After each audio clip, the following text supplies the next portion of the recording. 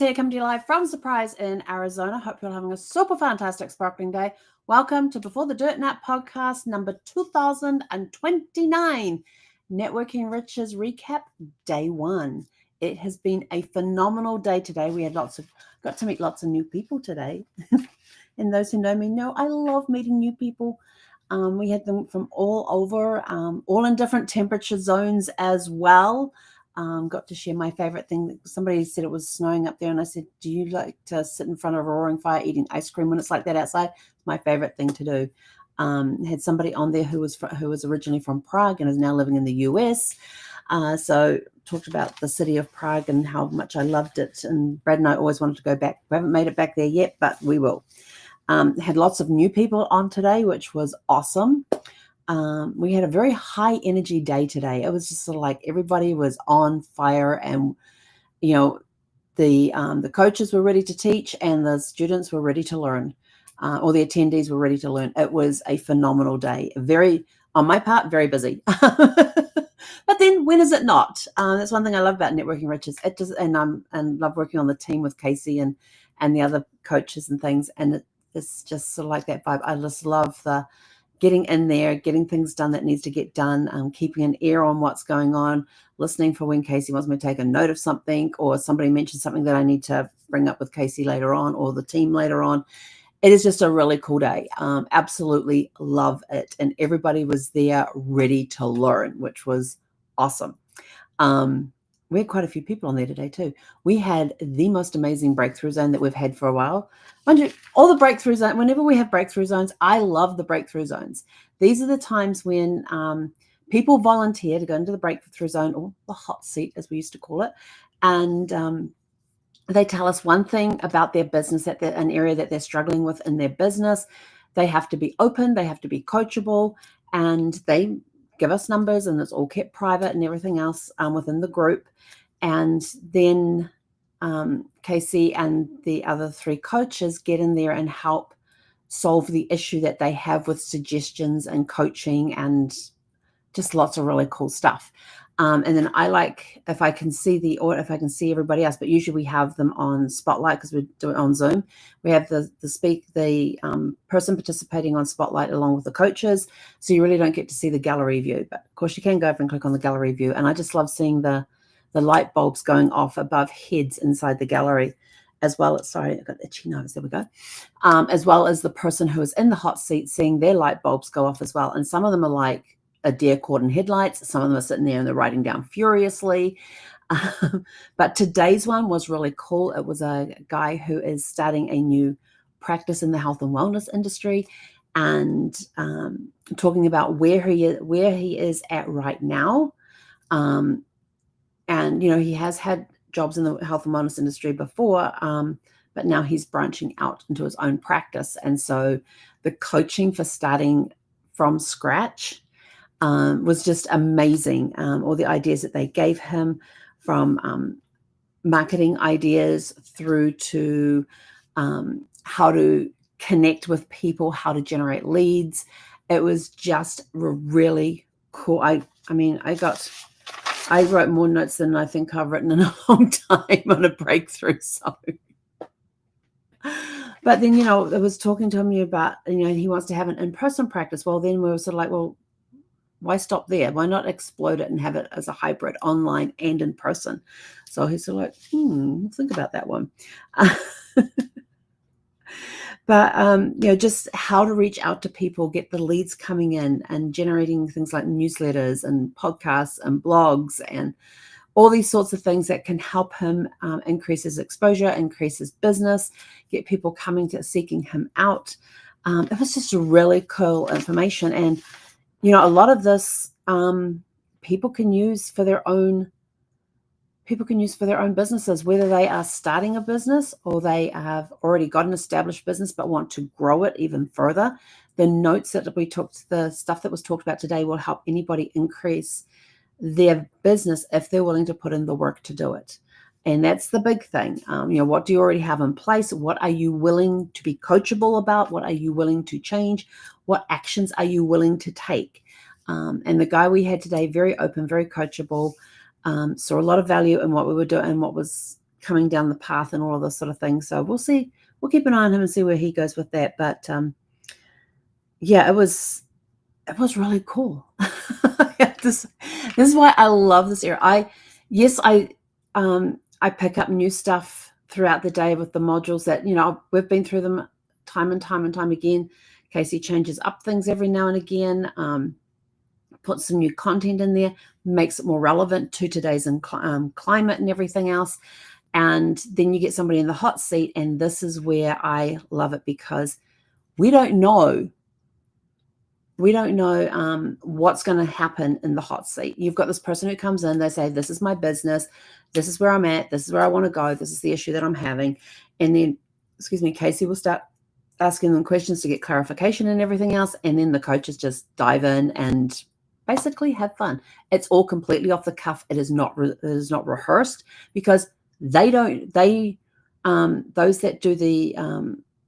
the coaches that work with the people wanting to sit in the breakthrough zone, because they want to make sure they get a good mix of people, a good mix of different professions in industries in there as well. They've asked the questions, so they've kind of had a little time to think about it. But the other coach that wasn't in on the conversation may not know what's coming, and then Casey may not know what's coming, and some of the other coaches won't know what's coming either. And so to see them working off the cuff, you can see their minds going, we got this. But there's a lot of things sorry, Sophie just farted and it really stinks. Where are you? She's on the other side of the curtain. Can't even see her yet. She's been silent but deadly. Sorry. That just totally distracts me. I am so trying to work hard to figure out what to do on this. I think I might need a new set of probiotics, because the ones she's have are not working. In my opinion, because it's not helping with the gas. But anyway, back on topic. So a lot of the stuff that is suggested is stuff that can, and the reason that they do these hot seats is they bring in the things. And a lot of the time they will give like a general suggestions and things like that, because sometimes the problem that a person has can be applied to multiple businesses, to all sorts of business, which is why they say don't shut off, participate, listen, because some of the advice that we give is going to be can be used in any business. There are times they have to go just a little deeper into something that is specific to that industry or that profession. But I learned a long time ago, when I first started in the Platinum Inner Circle, which was 2000 and gosh, when was that? 2004, I want to say. No, we had 2014. Yeah, 2014, because 2004 I was still living in Virginia. 2014 when it started. One thing I learned basically from day one is not to say, hearing an idea and thinking, oh yeah, but that's for that business. No. We don't go there. We turn around and we go, oh, that doesn't apply to me because it doesn't apply to my business. Instead, because you say that's a really cool idea, I can't use it because it doesn't apply to my business. So you turn the question around and go, how can I make that work for my business? It could be something as simple as making just one little tweak, and this thing is now perfect for your business, and you go ahead and try it. You find ways to try out the ideas that you don't think will work for your business, because you switch the question around and go, how can I make this work for my business? So the subconscious hears that question and goes, oh, that's a really good question. Let's go see what we can do. And it starts finding ways that you could possibly make this work for your business. And sometimes they work and sometimes they don't, but at least you tried. And that is a huge thing when it comes to business. If you've got your business and you're looking for just that little thing that's going to push you over the edge, and you sit there and you're listening to this stuff and going, yeah, that's not going to work in my business. Instead, ask yourself, how can I make that work in my business? And then the brain goes to work to try to figure out how to make it work for your business. And then you try it and it succeeds and your business explodes, or you have an increase in business. Or it might go the other way and go, yeah, no, that doesn't quite work. It doesn't feel comfortable. It doesn't work well for me or my business. But at least you tried. Because there is a chance it could work for your business. And unless you try it, you're not going to know. So if you're in any workshop learning things like this, especially like in Networking Riches where we do the hot seats, this is where a lot of the stuff comes from, and listen, be open your ears and listen and hear what is being said.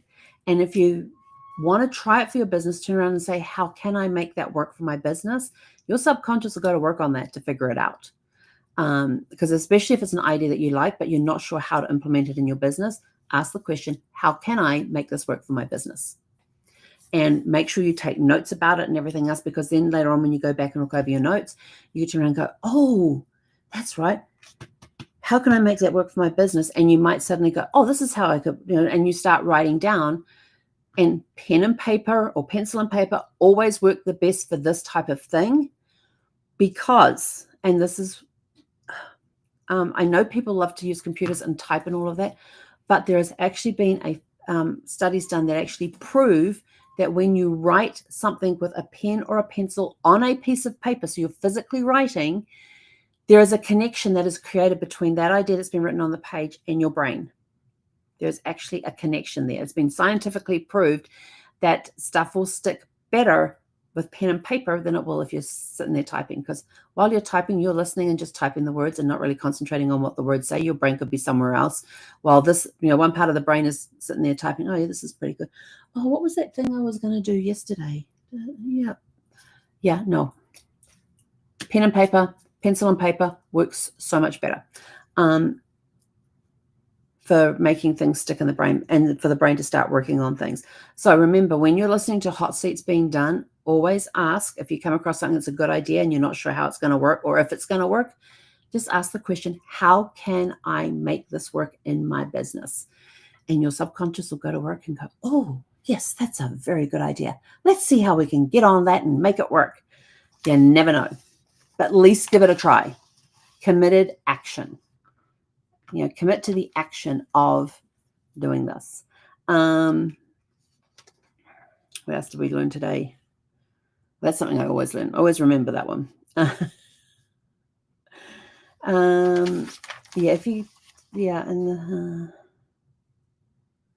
And this, what was really cool about this practice is that it's going to have membership things. So we were talking, there was a brief discussion on memberships as well, because he currently has monthly memberships. What about doing a 3-month package, a 6-month package, things like that will attract people for a longer time. And because you're doing a 3-month or a 6-month, there'll be a slightly discounted rate on the per month thing, which always works very well because people want value. And when they see what they're going to get for the price they're going to get, they're sort of like, the value outweighs the cost. That's simply what you're trying to do, is provide the value over here so the cost doesn't even come into account over here. Because people will see that you're going to deliver more value than what it's going to cost them. So that's a really cool thing to do. And another one that came, this was a really cool idea. I don't think I've heard this one before. I may have heard it a while ago, and it was just a reminder, is that, do videos explaining acronyms and terms that are particular to your industry.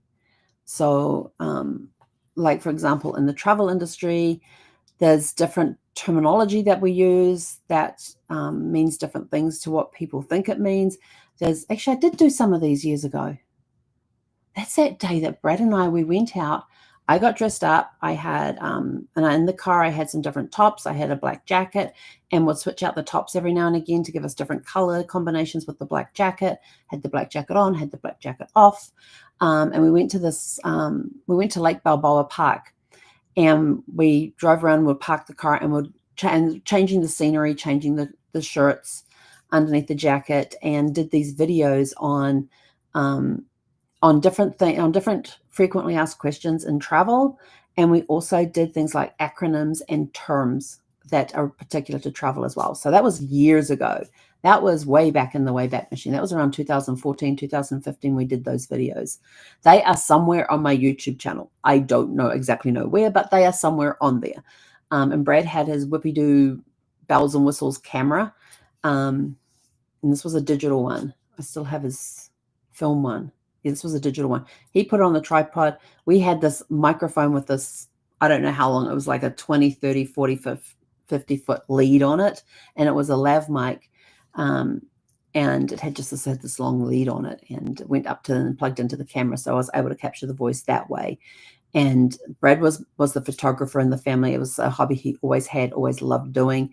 And so he would check to make sure that I was in the right light, that the natural light was catching me okay, because we didn't have the reflector shields that he could use, or the umbrella lights or anything like that. We were just him and I, his camera, the tripod, the mic, and that was basically it. That was our setup. So wherever he had me stand, he had to make sure that the natural light was falling on my face correctly, so it showed up, and not half in shadow and half in light. He wanted it in full light, and there was times I was having to look like my eyes were wide open, even though the sun's right here and it was shining into my eyes and things like that. It was a bright day. But actually, no, we went mid-afternoon, so the sun was a little higher in the sky, so it wasn't down low enough. There's another time that we went out, and he made me look into the sun just to get the light on my face correct. I'm still like, I can't do it this way. And I'm trying to keep my eyes open while squinting to keep the sunlight out. It was a mess. Those videos never got posted. I think that might have been before we did the day at Balboa Park, at the Balboa Lake Balboa Park, because afterwards we went at like midday when the sun's highest in the sky, less likely to get shadows, but less likely for me to squint on different things. But that was a lot of fun. We had a lot of fun that day, and that was one of the suggestions that came out of one of the hot seats for one of the other people that were in the mastermind group. And so we went out and we did that. So getting reminded about that today, about explaining acronyms and terms that are specific to that business, that industry, that profession, so that people would know that if they heard that, they knew what was being talked about. So that was one really good tip. But I'm looking forward to tomorrow. The second day is the first day is good, but the second day is a little better because we get more breakthrough zones. But overall, I love this event. If you want to come and join us for day 2, just scan this code right here, and you get to come free as my guest for day 2. We do a recap in the morning of what we did the day before. So if you're online with us when that happens, you'll get caught up on everything. And seriously, Zeph? Oh, now she's on the side of the curtain with her butt facing me. Yeah, I really got to find her more probiotics, because the ones we're using obviously are not working on the gas. Anyway, totally lost my train of thought. Yeah, so come join us tomorrow. Scan the code, register, come join us tomorrow. It's going to be a super fantastic, sparkling day. We've got more to learn. We've got breakthrough zones already organized. I think we've got 2 or 3 lined up for tomorrow already. So come along, even if it's just to see the breakthrough zones.